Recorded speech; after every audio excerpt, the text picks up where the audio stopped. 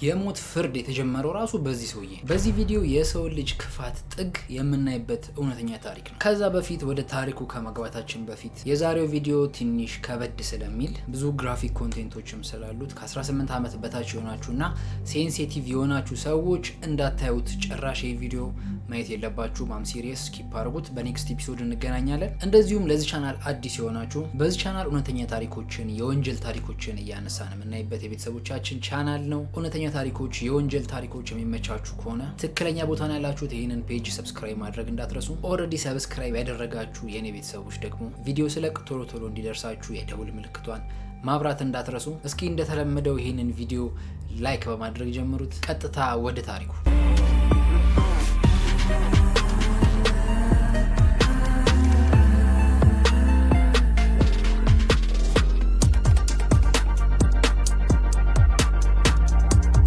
በ1960 እና በ1970ዎቹ በአሜሪካ ውስጥ ሂችሃይኪንግ የሚሉት ነገር በጣም ታዋቂ ነበር። አንድ ሰው ሊፍት መጠየቅ ከፈለገ እጁን እንደዚህ ብሎ መኪና ያስቆምና ከዛም በኋላ ወደሚፈልግበት ቦታ ሊፍት ይጠይቃል ማለት ነው። ሹፌሮቹም በአብዛኛው ማለት ይቻላል ሁሉም ሰው ተባባሪ ነው። እንደ ካልቸር ነው። አንድ ሰው ቆሞ ካየ የሚያልፍ መኪና አይኖርም። አቁሞ ወዴት እንደሚሄድ ጠይቀው ያንን ሰውዬ አንስተው ወደሚፈልግበት ቦታ ይሸኙታል። አሁን ሊፍት መስጠት በጣም ያስፈራል። አንደኛ ሹፌሩም የማያውቀውን ሰው አይጭንም። ሁለተኛ ደግሞ ሰውም ታክሲ ቢቸገረው የማያውቀው ሰው መኪና ውስጥ አይገባም። ያን ጊዜ ግን ኖርማል ነው። ሰው ከቸገረው ሊፍት ይጠይቃል፣ የሚፈልግበት ቦታ ይሸኛል። በዛ ጊዜ ኖርማል የነበረ ነገር። ታዲያ ይሄንን ሂችሃይኪንግ በመጠቀም የ15 ዓመቷ ሜሪ ቪንሰንት የምትባለች ቤተሰቦቿ ከሚኖርበት ከላስ ቬጋስ ኔቫዳ ወደ አያቷ ቤት ሎስ አንጀለስ ካሊፎርኒያ ሂች ሃይክ እያደረገች እየሄደች ነበር። የሚሸኛትን ሰው እየጠየቀች ወደዛ እየሄደች ነበር። ወደዛም ለመሄድ የፈለገችበት ዋነኛ ምክንያት ሜሪ ትንሽ አስቸጋሪ ልጅ ነበረች በሰዓቱ። እንደዚሁም ደግሞ ወላጆቿ የፍቺ ጊዜ ላይ ነበሩና በጣም ይጣሉ ስለነበረ እነሱ ጋር መሆን አልፈለገችም። ሊፍት እየጠየቀች በየመንገዱ ወደ አያቷ ቤት ትሄዳለች ማለት ነው። ከዛ ሜሪ በአያቷ ቤት ትንሽ ጊዜ ከኖረች በኋላ በጣም ትታመማለች። ስላመማት አያቷ ጋር መሆን አልፈለገችም። ወደ ወላጆቿ ተመልሳ እነሱ ጋር መሆን ትፈልጋለች። ከዛ አያቷ ወደ ውጭ ሲወጣ ተደብቃ ወደ ቤቷ ሂችሃይክ እያደረገች መመለስ ትጀምራለች። የመጀመሪያውንም ሊፍት ያገኘችው ከሎስ አንጀለስ ሞዴስቶ ካሊፎርኒያ ነበር። ሰውየው እዛ ድረስ ስለሚሄድ እዛ ድረስ ልሸኝሽ ብሎ እዛ ያደርሳታል ማለት ነው። አሁንም ግን ወደ ቤት ለመድረስ አንድ ሌላ ተጨማሪ መኪና ያስፈልጋት ነበር። አስፓልቱም የቆመችበት ሃይዌይ ጋር ከሷ ጋር አብረው ሁለት ሴቶች ነበሩ። እነሱም ያው ሂችሃይክ ሊያደርጉ ሊፍት እየጠየቁ ነበር አብረው። እነዚህም ሊፍት የሚጠይቁ ሰዎች በእጃቸው ብቻ አልነበር ምልክት እየሰጡ የነበረው። ሳይን ይዘው ነበር፣ ቦርድ ሳይን ይዘው ወደ ሳውዝ ነው የምንሄደው እያሉ ለሚያልፉት ሹፌሮች እንደ ምልክት ያሳዩቸው ነበር። በኋላም ብዙ ሰዓት ከቆሙ በኋላ አንድ ሰማያዊ ቫን የያዘ ሰውዬ እነሱ ወዳሉበት ያቆምላቸዋል። ይሄ ያቆምላቸውም ሰውዬ እድሜው 50ዎቹ አካባቢ የሚሆን ነው። ከዛ ሜሪ ካቆመ በኋላ ሰውየው ጋር ሄዳ መስታወቱን ዝቅ አደረገላት። ሜሪም ጠየቀችው፣ ወደ ሳውዝነን ትሸኘናለህ ወይ ብላ ጠየቀችው። ከዛም ሰውየው ተመለከታትና አንቺን ብቻ ነው መሸኘት የምችለው፣ ሁለቱን ሰዎች ግን መሸኘት አልችልም ይላታል። ከዛ ሜሪም ግራ ገባት። ምክንያቱም መኪናው በቂ ቦታ አለው፣ ለምንድን ነው እሷን ብቻ መሸኘት ይፈልገው? ከዛ መልሰ ጠየቀችው፣ እነሱን አትሸኛቸው ምን ችግር አለ ስትለው፣ አየውልሽ እኔ መሸኘት የምችለው አንቺን ብቻ ነው፣ መሄድ ከፈለግሽ ነይ ግቢ አላት። ሜሪም እሺ በቃ ጠብቀኝ ቦርሳዬን ይዤ ልምጣ ብላ ሁለቱ ሴቶች ወደ ነበሩበት ቦታ ትሄዳለች። ሰውየው መኪናውን ፓርክ አድርጎ እየጠበቃቸው ነበር። ሜሪም ሁለቱ ሴቶች ጋር ሄዳ ነገረቻቸው። ይህ ሰውዬ እኔም ብቻ ነው ለመውሰድ ፈቃደኛ የሆነው ብላ ነገረቻቸው። ሰዎቹም ግራ ገባቸው። አረ ይሄ ነገር ሴፍ አይደለም፣ ትክክል ያልሆነ ነገር አለ፣ እንዴት አንቺን ብቻ ሊል ይችላል? ቢቀርብሽ ይሻላል ብለው ይነግሯታል። እሷም በጣም ስላመማትና ስለደከማት ሌላ መኪና መጠበቅ አልፈለገችም። አያሞኛል ልሂድ ባካችሁ ብላቸው ሁለቱን ሴቶች ትታ የሰውየው መኪና ውስጥ ትገባለች። ሜሪም መኪና ውስጥ ገብታ በሩን ዘግታ መንገድ ከጀመሩ በኋላ ይሄ ሰውዬ ራሱን ማስተዋወቅ ይጀምራል።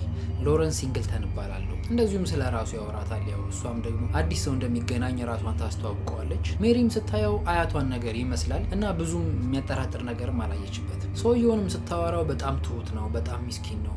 ሲያወራት ሲጫወቱ ቆዩ። ከዛ ሜሪ የሆነ ሰዓት ላይ በጣም ደከማትና ሎረን እንቅልፌ መጥቷልና ልተኛ ነው አይደብርህም ምናምን ትለዋለች። ሰውየውም ኢትስ ኦኬ ተኝ ችግር የለውም አይደብረኝም ይላታል።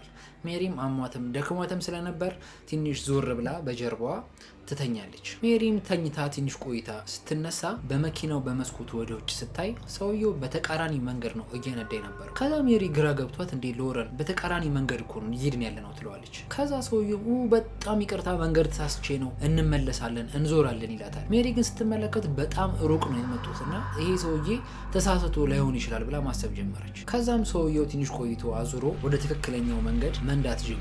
ያው ሰውየው ሜሪን ኮምፎርታብል እንድትሆን ቢያረጋትም ይሄን ሰውዬ ስለማታውቀው ውስጧ በጣም ጥርጣሬ ያድሯል። ከዛ መንገዳቸውን እየሄዱ ሳለ ሎረን ምን ይላታል? ሽንቴ መጥቷልና ለሽንት መውረድ አለብኝ ብሎ ለሜሪ ነግራታል። ሜሪማ ችግር የለም መቆም እንችላለን ትለዋለች። ከዛ ዝቅ ብላ ስታይ ጫማዋ ተፈቷል። ከዛ ሜሪ ጫማዬን ማሰር አለብኝ መሮጥ ካለብኝም ጫማዬን መደንብ ማሰር አለብኝ ብላ ታስባለች። ግን አሁን ዝቅ ብዬ ካሰርኩ ሰውየው ሊጠረጥር ይችላል። ስለዚህ በኋላ ለሽንት ስናቆም ወርጄ አንድ አፍታ ጫማዬን አስራለሁ ብላ ታስባለች። ከዛ ሰውየው ከሀይዌው ላይ ዳር ይዞ አይደለም የቆመው፣ ይልቅ ወደ ጫካው የሚያስገባ የሆነ ቀጭን መንገድ ነበር። ወደዛ መንዳት ጀመረ። ይሄኔ ሜሪ በጣም ተጨናነቀች። የሆነ ነገር ልክ እንዳልሆነ ተሰማት። የሆነ ነገር እንዳትለውም ሰውየው እያወራት አልነበር። በኋላ ሜሪ በጣም መጨናነቅ ጀመረች። አሁን ምንድነው ማደርገው?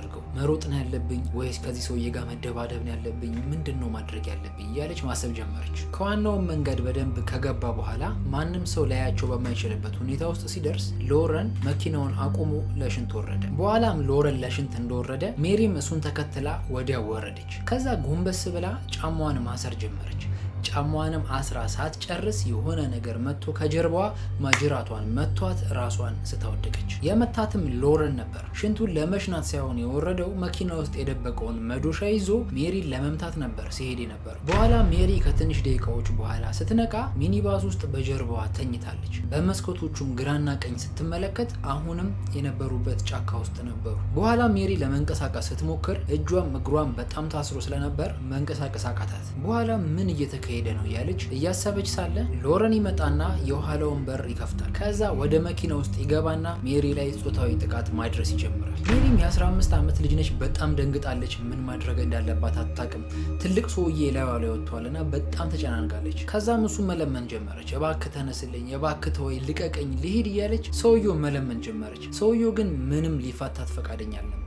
ለሰዓታት ያክል ጥቃት ካደረሰባት በኋላ በጣም ይደክመውና ከመኪናው ወጥቶ ገቢና ቁጭ ብሎ በዛው እንቅልፍ ይወስደዋል። ከዛ ሜሪ የሱ መተኛቱን አይታ የታሰረችበትን ገመድ ለማስለቀቅ ብትሞክርም በጣም አጥብቆ ስላሰራት እጇን ማስለቀቅ አልቻለች። ለሰዓታት ሜሪ ተኝታ በጀርባዋ ምን ልሆን ነው፣ ምን ሊያጋጥመኝ ነው እያለች መጨናነቅ ጀመረች። ከዛም ከመሸ በኋላ ሎረን ከእንቅልፉ ይነቃል። ለሜሪ ምንም ሳይላት ቫኑን እየነዳ ከጫካው ይዞት ይወጣል። ከዛ በዋናው መንገድ ላይ ትንሽ ከነዳ በኋላ ሌላ መታጠፊያ መንገድ ያገኝና በዛ ገብቶ ወደ ውስጥ ይቆማል። ከዛም ከመኪናው ወርዶ ዞሮ ሄድና የጀርባውን በር ይከፍተዋል። ሜሪም እያለቀሰች እየለመነችው ነበር። ከዛ ሎረን መኪናውን ከፍቶ ከገባ በኋላ ሜሪን ማሰቃየትና መደብደብ ጀመረ። እሷንም እያሰቃያት እየደበደባት ነጋ። በኋላም የሆነ ሰዓት ላይ ሜሪን ማሰቃየት ያቆምና ከመኪናው ይወጣል። ከዛ የታሰረችበትን ገመድ ከፈታላት በኋላ ሜሪን ከመኪና ውስጥ አውጥቶ ያቆማታል። ሜሪን ፊቷ ተበለሻሽቷል፣ ደምታለች እና በጣም በቃ አሰቃይቷታል። ከዛ የሆነ ሰዓት ላይ እባክህ ልሂድበት ብላ ትጠይቀዋለች። ከዛም መሄድ ነው የፈለግሽው ይላታል። ከዛ ቆይ ጠብቂኝ ይላትና እሷን በሩ ጋር አቁሞ ሄዶ ከፊት ለፊት በኩል መፍቻ ምናምን ከሚያስቀምጥበት እቃ ውስጥ መጥረቢያ ይዞ ይመለሳል። ከዛ መጥረቢያውን ይዞ ከመጣ በኋላ ሜሪ ፊት ለፊት ይቆማል። ሜሪም በእጁ ምን እንደያዘ ገና ሳትመለከተው በፍጥነት ግራ እጇን በግራ እጁ ይዞ ያመጣውን መጥረቢያ ከፍ አድርጎ ግራ እጇን ቆርጦ ይጥለዋል። ከዛ ሜሪ ወደ ኋላ ትወድቃለች። ሜሪም ወደ ኋላ ስትወድቅ የግራ እጇን እያየችው ነበር። በጣም ደንግጣ ነበር። ከዛም ሎረን ድጋሚ ተጠግቶ በግራ እጁ ቀኝ እጇን ሊይዛት ሲል ምን ሊያደርግ እንዳለ ስላወቀች አሁን በጣም መጮህ፣ እሱን መደባደብ ጀመረች። ግን በጣም ጠንካራ ስለነበረ ቀኝ እጇን ጥፍንግ አድርጎ በእጁ ያዛት። ከዛም የቀኝ እጇን ከያዛት በኋላ የቀኝ እጇን መከትከት ጀመረ። 4 ጊዜ በኃይል ከመታትም በኋላ የቀኝ እጇ ተቆረጠ። ከዛ ሜሪ መሬት ላይ ወድቃ በጣም እየደማች ነበር። ሎረንም ትኩረቱ የነበረው የሜሪ እጅ ላይ ነበር። ሎረንም ሜሪን እጇን ሲቆርጣት ግራ እጇ እጁ ላይ ተጣብቆ ነበር። ስትታገለው ስለነበረ እጁን እንደያዘችው ነበር እጇን የቆረጣት። ከዛም ሎረን እጇን ከእጁ ላይ ለማራገፍ እየሞከረ ነበር። ሜሪ ሜሪ መሬት ላይ ወድቃ እያየችው ነበር። ከዛም በመጨረሻ እጇን ከእጁ ላይ አራግፎ ከጨረሰ በኋላ ሜሪን ሲመለከታት ዝም ብላለች። ከዛ ሄዶ መጥረቢያውን መኪና ውስጥ አስቀምጦ መጣ። ከዛም ወደ ሜሪ ሄዶ ሜሪን እየጎተተ ወደ ድልድዩ ወሰዳል። ይሄ ድልድይ ከልቬት ይሉታል። ውሃ የሚያልፍበት ከአስፋልቱ ስር የሚሰራ እንደ ጉድጓድ ነገር ነበር። ከዛም ሎረን ሜሪን 30 ጫማ ከፍታ ካለው ከአስፋልቱ ላይ ወደ ታች ወደ ገደሉ ገፍትሮ ይወረውራታል። ሜሪም ስትወድቅ የጎድን አጥንቷ በጠቅላላ ይሰበራል። ከዛም እሱ ዞሮ ቀስ ብሎ ወደ ታች ይወርድና ወደዚህ ተነል ውስጥ ሜሪን ወደ ውስጥ ጎትቶ ያስገባታል። ከዛም በመጨረሻ ትቷት ሲሄድ አሁን ነፃ ሆነሻል ይላታል። ሜሪም በዚህ ጊዜ መሞት ነበረባት፣ ግን በህይወት ነበረች። ሜሪም ያደረሰባትን በደል ሁሉንም ነገር ታስታውስ ነበር። ሎረንም መጥረቢያውን ይዞ መቶ ግራ እጇን የመጀመሪያ እጇን ሲቆርጠው ታስታውስ ነበር። ሜሪም ይዛው ስለነበረ ወደኋላ ስትወድቅ እንዴት ልወድቅ እችላለሁ ይዤው አልነበር እንዴ ብላ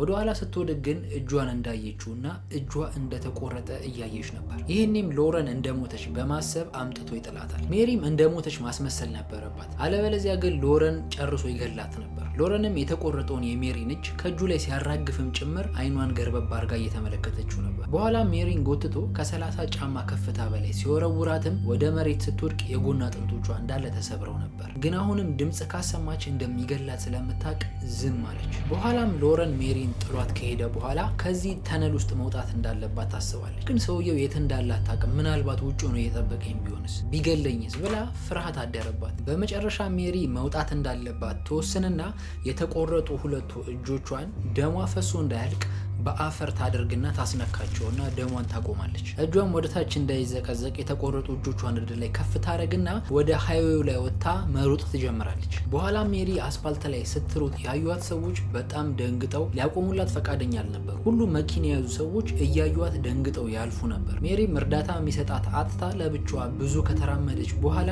በመጨረሻም ሁለት ካፕሎች ያቆሙላታል። ሳይዋትም በጣም ደንግጠው መኪናቸው ውስጥ ካስገቧት በኋላ ወደ ሆስፒታል ይወስዷታል። በኋላም ሆስፒታል ተገቢውን ሕክምና ካደረጉላት በኋላ ለ1 ወር ያክል ሜሪ በሆስፒታል ትቆያለች። በሆስፒታል ቆይታዋ ሜሪ ስለ ሰውየው ያገኘችውን መረጃ ትነግራቸዋለች። ሎረን ሲንግልተን ምን እንደሚመስል፣ ስለ መኪናው፣ ስለ ሁሉም ነገር ለፖሊሶች መረጃ ትሰጣለች። በኋላም ፖሊሶቹ ሜሪ በምትነግራቸው ተነስተው ሎረንን በፕሮፌሽናል ሰዓሊ መሳል ይጀምራሉ። በኋላም ሎረንን የሚመስል ስዕል ከተሳለ በኋላ በሚዲያዎች ላይ ይለቀቃል። ከዛም የሎረንስ ጎረቤት ሰውየውን ይጠቁሙበትና ሎረንስ በቁጥጥር ስር ይውላል። ፍርድ ቤቱም ሎረንስን በ14 ዓመት ጽኑ እስራት ይቀጣዋል። ዳኛው ብዙ ዓመት መፍረድ ቢፈልግም ግን ማክሲመም መቅጣት የሚችለው 14 ዓመት ስለነበር 14 ዓመት ይፈረድበታል። ሜሪም ፍርድ ቤት ተገኝታ ሎረን ላይ መስክራበት ነበር። በኋላም ዳኛው ውሳኔ ካስተላለፈ በኋላ ከፍርድ ቤት ሲወጡ ሎረን ባጠገቧ ሲያልፍ ለሜሪ ስወጣ እጨርስሻለሁ ብሏት ዝቶባት ይሄዳል። በኋላም ከ8 ዓመት በኋላ